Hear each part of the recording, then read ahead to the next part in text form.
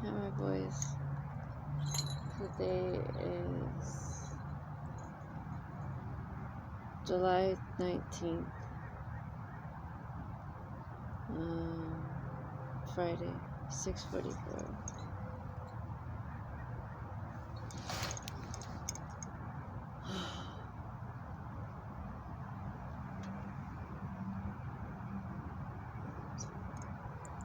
Miss you, boys. Someone commented, kind of laughed.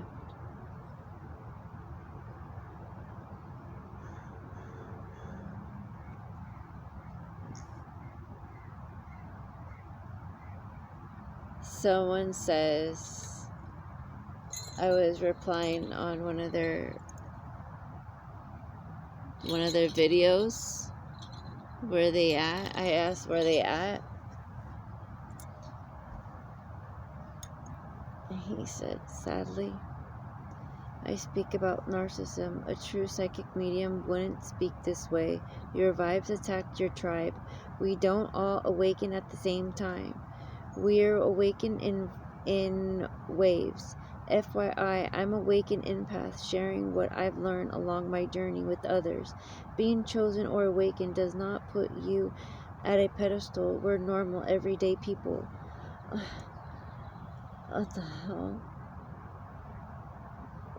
And then he put before that, we're everywhere. Not all superheroes wear capes. You can find us in your local supermarket, at the restaurant, at the neighborhood laundromat. We're all over, but we don't wear capes. You probably had a conversation with one of us and didn't realize it. Pay attention to the people in your life. One of them may be chosen. What the fuck? So he's playing a fucking game with the fucking kids. That's what he's doing. This is my reply to that motherfucker.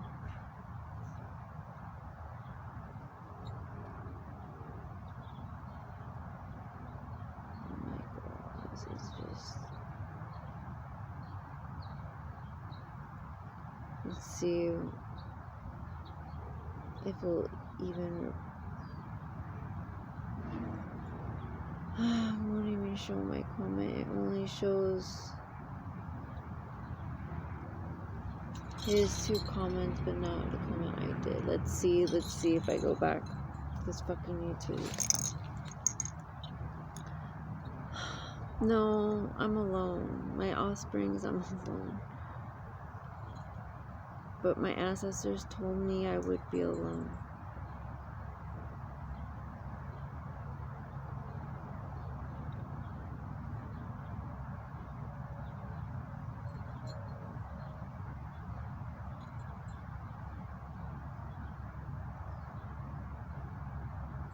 Yeah, it won't even let me.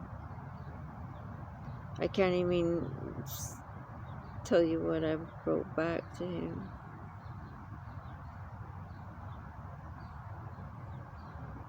And I don't even want to. Let's watch this fucking video.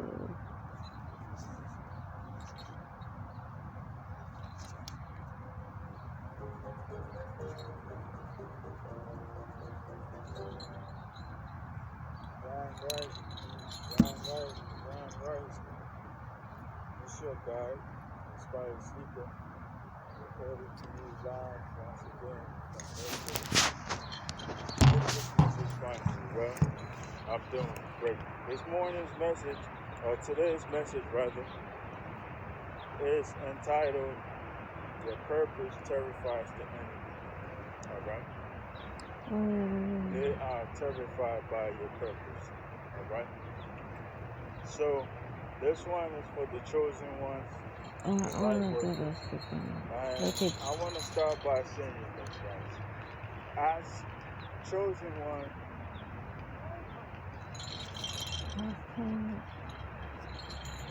one of my videos, you Alexa already wasn't know by loud now that we all incarnated here for a specific purpose, right?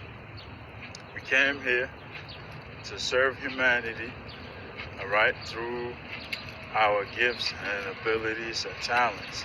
All right? We know that. We came here to Then spread why aren't people doing what they're positivity, supposed to be to doing? spread joy, to spread love, to spread light. If there's Right? We came there's a here to cleansing serve going on. a specific purpose. All right? This is a purpose that's meant to benefit the world, right? So our service to humanity is what I'm referring to here, all right? And this is See something how we're supposed he's making money. I bet you to he's fit making the money world, off the... right? And through that, you'll be touching souls, you'll be helping people, you'll be transitioning people out of darkness to light, right? You'll be brightening people's days. And the enemy knows this, right? And so this is gonna be happy about that, all right? You're gonna be miserable the entire time you're being a janitor, because why? Because it's not in alignment with your talents, your skill set, and your mission. Copycat. He's a copycat. Go away.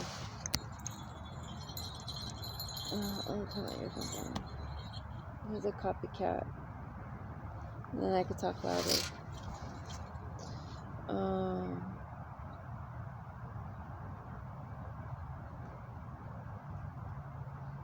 Let's see.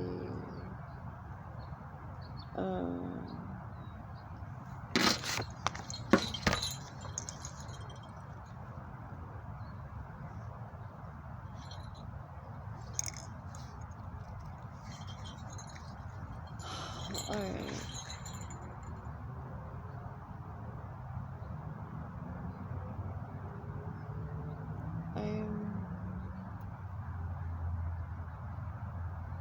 I'm overwhelmed because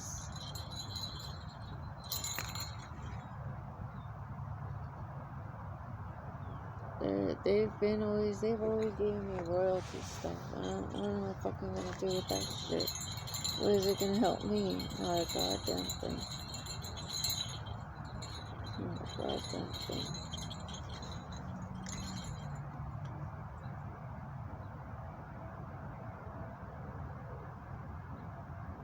My offsprings, they say trust no one. Trust no one. Line 7.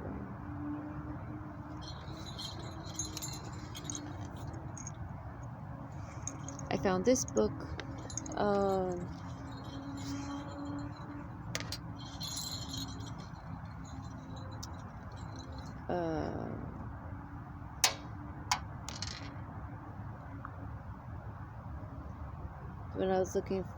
When I was just in the garage.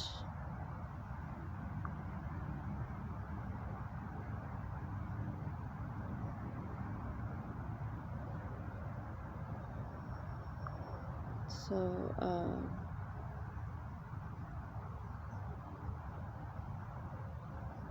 I was listening to,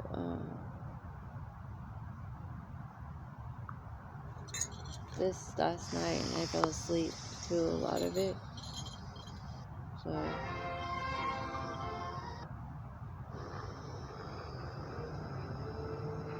don't think it was a red flag stitch.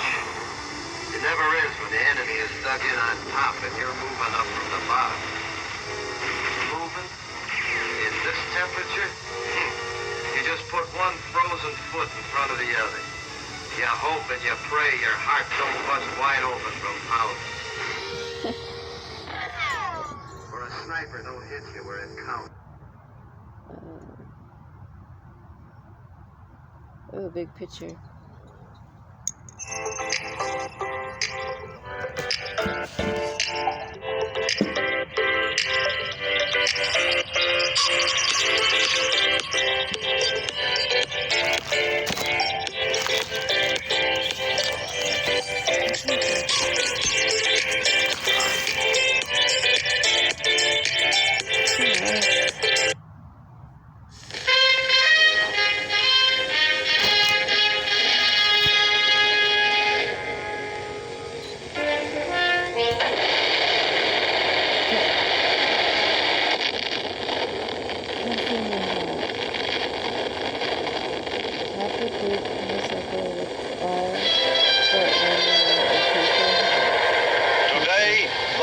weapons, coupled with the fighting skill of the American soldier, stand ready, on the alert all over the world to defend this country, you, the American people, against aggression. This is The Big Picture, an official television report to the nation from the United States Army. Now, to show you part of the big picture, here is Sergeant Stuart Queen. We often think of an Army division merely as being a vast, impersonal organization of men and equipment. Yet to the men who form its ranks, each division possesses a distinct character all its own. To them, the division is a source of pride, a singular team to which they belong. It is their division. And so it is with the men of the 25th Infantry Division who took part in the story you are about to see. The story of their Tropic Lightning Division in Korea. Ask any 25th Division man. He'll tell you the story really began the day they occupied Japan back in 1945. Maybe he'll even brag a little about that occupation, and with good reason. For upon arrival, he found only the fear and suspicion of a former enemy. Yet during the 5 years that followed, he succeeded in winning their admiration and respect as a trusted friend.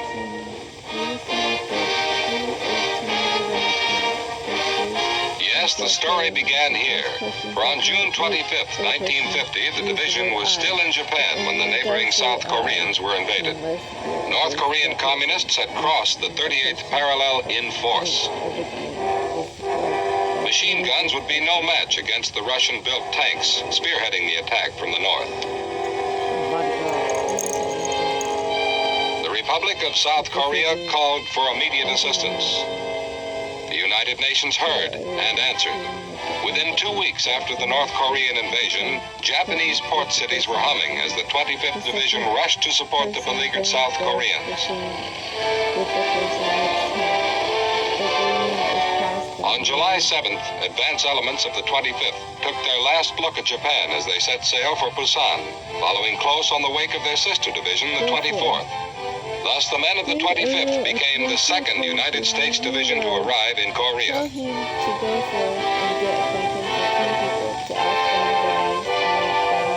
The first Tropic Lightning unit to unload was the famed 27th Regimental Combat Team, commanded by Lieutenant Colonel John Michaelis, later promoted to Brigadier General. There was going to be some hard fighting ahead, and these men knew it. Green, fresh from occupation duty, a few managed a nervous smile. But only a few. Even while later units were still debarking, these earlier arrivals were already on their way to the front. The situation at that time was critical. Replacements were badly needed to bolster UN positions all along the hard-hit line. As a result, the newly arrived men of the 25th found themselves heading for different sectors of the front. Committed piecemeal in this way, these Tropic Lightning troops were yet to function under their own banner.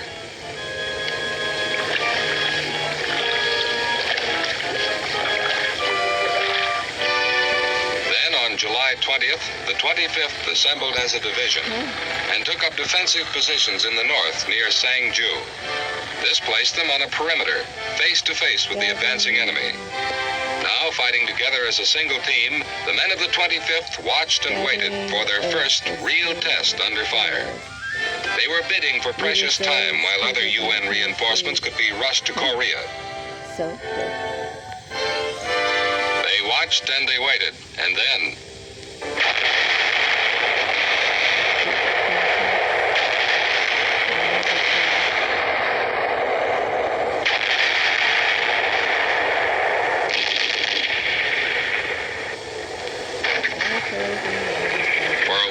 wave after wave of fanatic Reds hit the thinly held line, only to be repulsed. By the end of July, these overnight veterans of the 25th had stopped more than 30,000 enemy troops in their sector. Meanwhile, a new menace had developed. An enemy force had driven south along the west coast and was now threatening to engulf Busan. Once again, the 25th Division was called upon to stem the onslaught. On August 1st, tropic lightning troops prepared for what was later described as a history-making maneuver. Under cover of darkness, the entire division was shifted 150 miles south to meet the Busan-bent Reds head-on in the Jinju-Masan corridor. Once in the new sector, tank infantry teams launched an aggressive defense designed to keep the massing enemy off balance. They were still fighting for time, with the sea at their backs. Then the order came down, stand or die. So they can see where to follow. Would you like to go on a bear hunt? Okay, let's go. Watch me and do all the things. That month and a half saw one of the greatest stands in the history of warfare, the Busan perimeter. Once again, we had stopped the enemy. For the men of the 25th, however, it was a costly victory. I see a river, a great big river. Can we go around it? But time was running out for the North Koreans. Their gamble for a quick conquest had failed, for they had not reckoned the United Nations into their timetable. Then on September 15th, 1950, the enemy's clock stopped. The place? Incheon, high up on the west coast of Korea.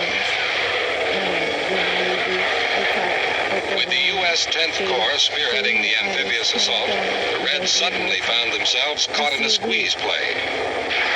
The Incheon landing was the signal for the long-awaited breakout from the Busan perimeter.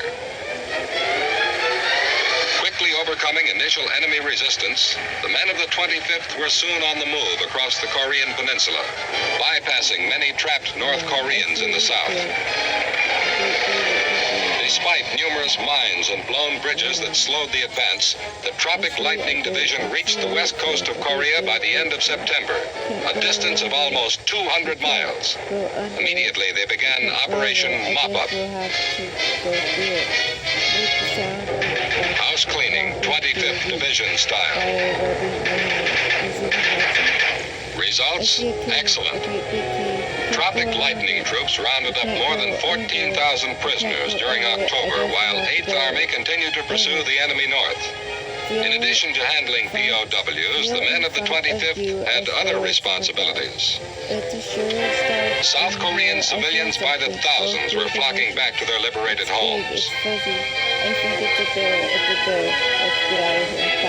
Helping them was a pleasure. At this point, it replaces all the missions.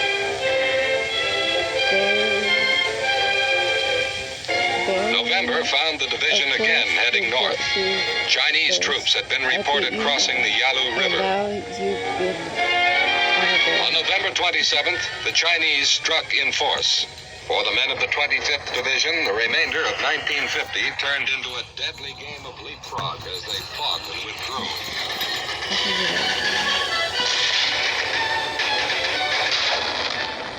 And then fought and withdrew again before the advancing horde of Chinese. It was another war, but they'd be back. The new year found the division on the outskirts of Seoul.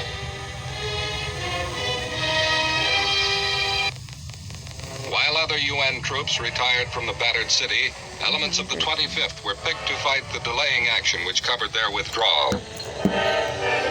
All that stood between these UN troops and the advancing Reds was the rear guard of the 25th Division, dug in north of town. Refugees, too, were fleeing Seoul, many for the second time. They preferred to take their chances on the road, rather than stay and be dominated by the communists. Not until the last refugee and soldier had crossed the frozen Han River did these rearguard troops themselves pull out. It was close. The enemy flag had been flying over the fallen capital a full hour by the time the last bridge was blown.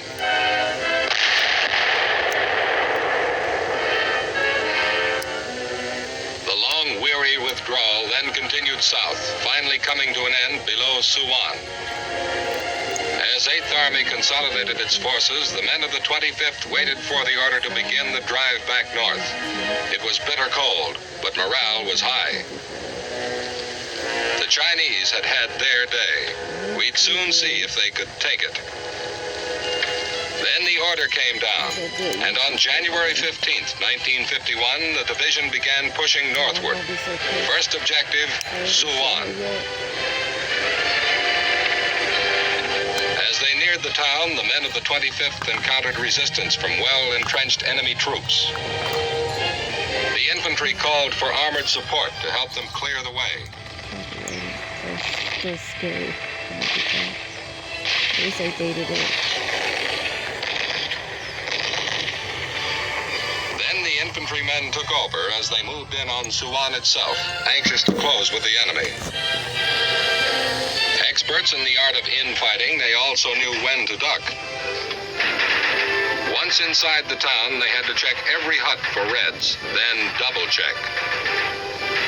Within 5 days after the push had begun, the town of Suwon was in tropic lightning hands. The 25th was now ready to team up with the rest of 8th Army in a general offensive to drive the Reds back to the Han River. All along the line, UN forces moved out to meet the enemy. They're so loud.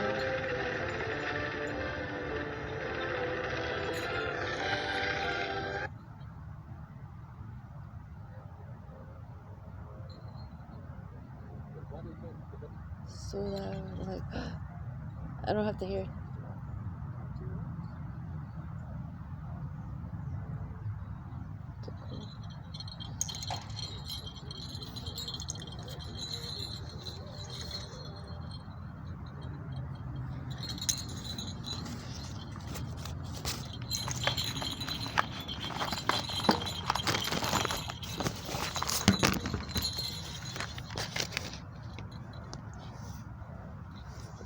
She said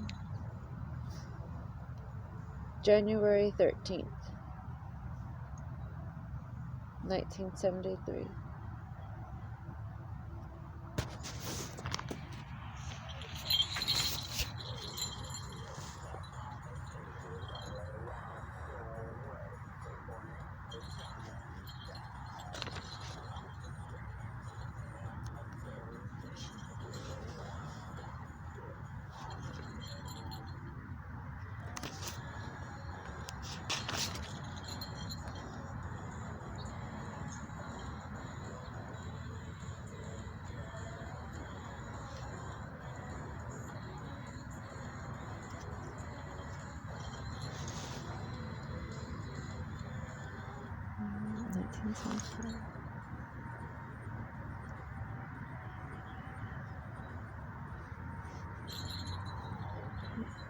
For 29:30.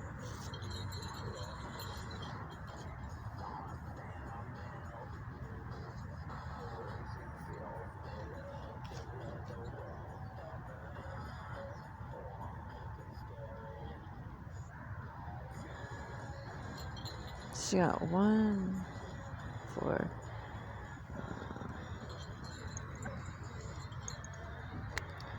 number one with 48 other girls helped plan her and serve scientific meals, including 4 different types of food, and help do the following in each group.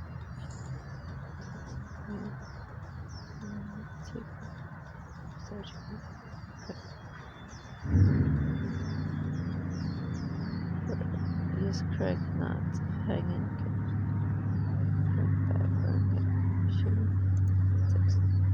or know how to remove it to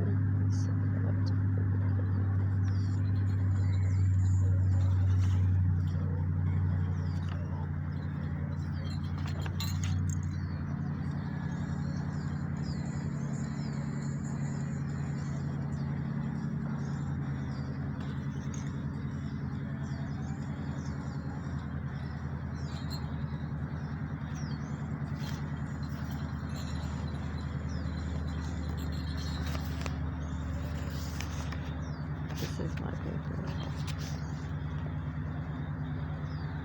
To make a figure clay, make a clay ball, make a ball, and color clay for the head. Bake. Making clay. figure. Paper mache. A clay doll.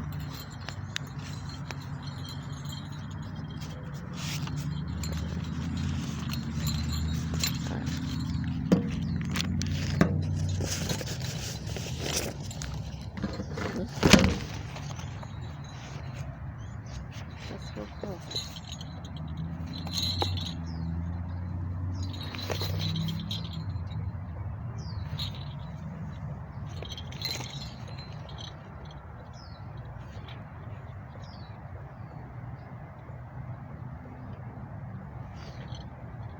Morse code.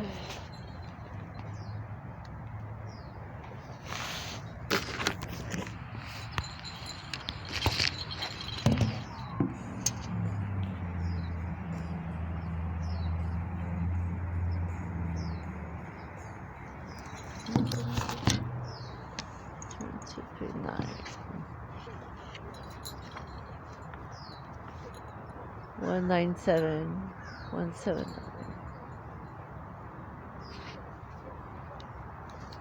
One 97. Okay, I just said something right now. Okay, it said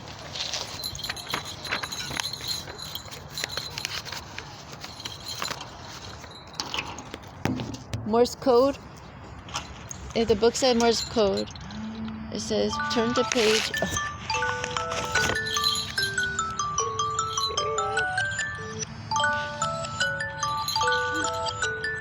The time is 7:11. Okay. It says turn to page 179. That's her writing. That's my mom's writing when she was younger. And this was page 172, and this says signaling. Fuck, I just did that. It says signaling. Okay, it says signaling. Anyways, so I turned to page 179, and then it gives me pentatone is make people imagine what you are doing by the way you use your face, your hands, your body. You use no words, hands.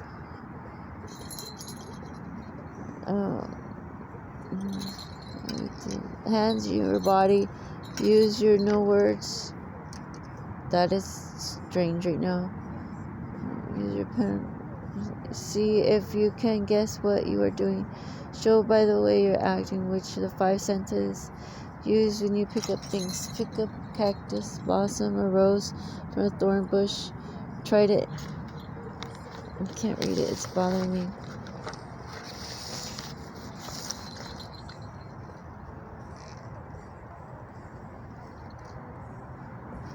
Then check this out. It's Dorothy. It's a fucking Dorothy. Oh my god. Turn to page 200. And then I flipped in reverse. Anyways, there's a poem. I don't just wanna. 200. Oh my. I swear, me and my mom, if she was younger, I would not get along with her at all. I would not be my mom's friend. I would hate being my mom's friend. Turn to page 217. Skip to my Lou, my darling. My grandpa's coming in for her.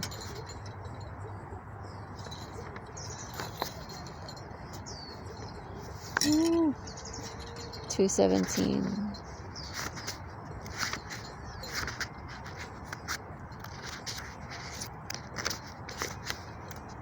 This is what I'm going to end up doing to you boys, but I'm going to be better at it. My mom sucks. Fucking sucks. The right clothes. What to wear. Turn to page 200. Same thing. What to wear. What shall I wear? Shall I wear clothes for the sun or clothes for the rain? What is right for the hiking trip or on the train? Find the right answer. Right clothes. If you're going to Girl Scout event or your uniform is your answer. If you're going to a party, your invitation or host often tells you what to wear.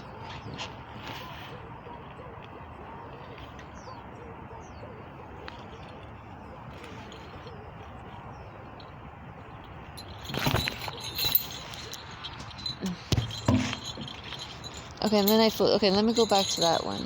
So I don't know what that one was. Okay, I don't want to ruin it.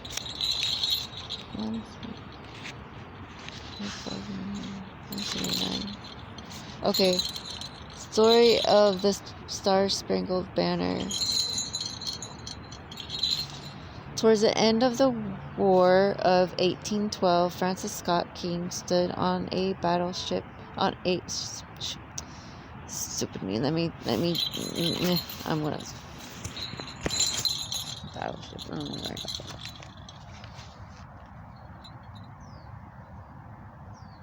Okay.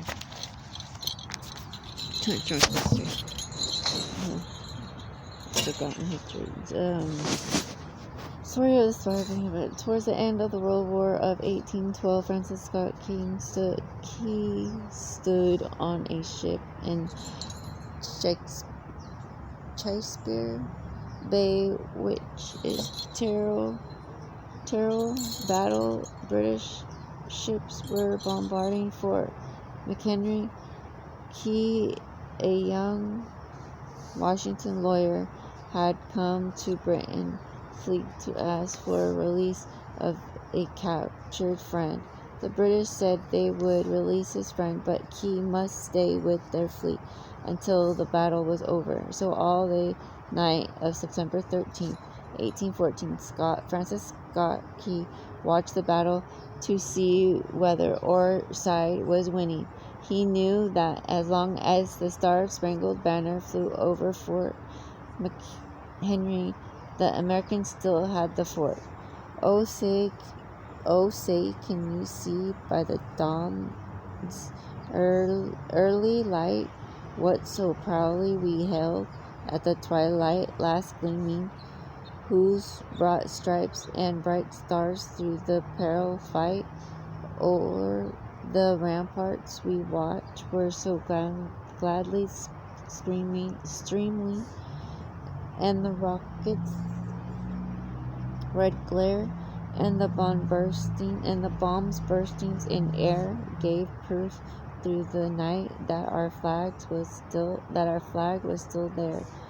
Oh, say, does that star-spangled banner yet wave o'er that land of the free and the home of the brave?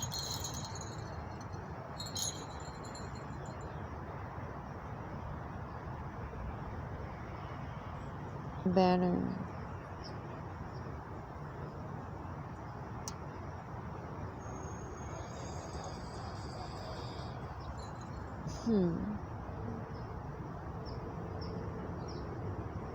It's not a flag. Towards morning, Key saw a flag flying over the fort, but which flag? Was it the British Union Jack of the American Star and Strips in the dim light of the gray dawn? Key could not tell. Then the first ray of rising sun stone on the flag. Yes, the Star-Spangled Banner still waved. Oh, because the British light already. So either way, they're gonna light back.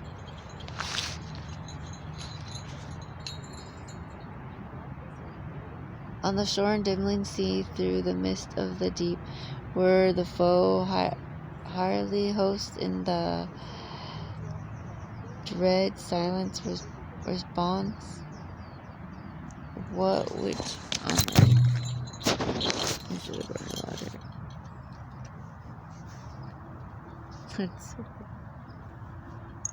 I gotta get going. My mind, I flipped it and reversed it, and this is what I got, and this is exactly what I needed to.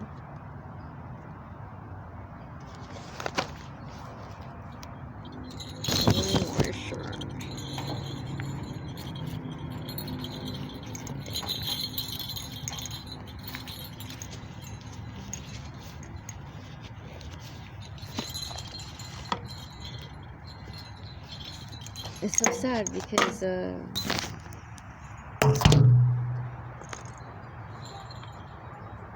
I can't stand my mom.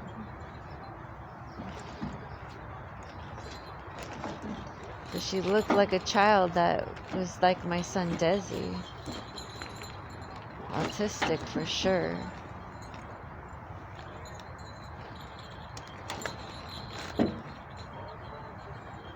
Oh, what do you got?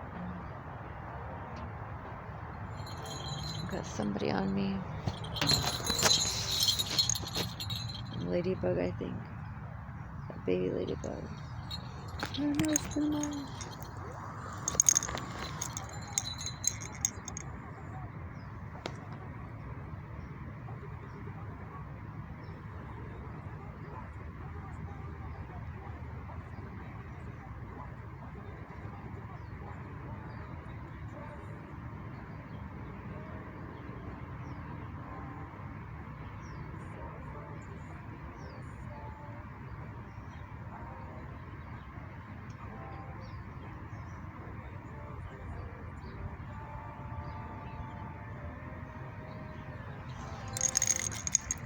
Alright.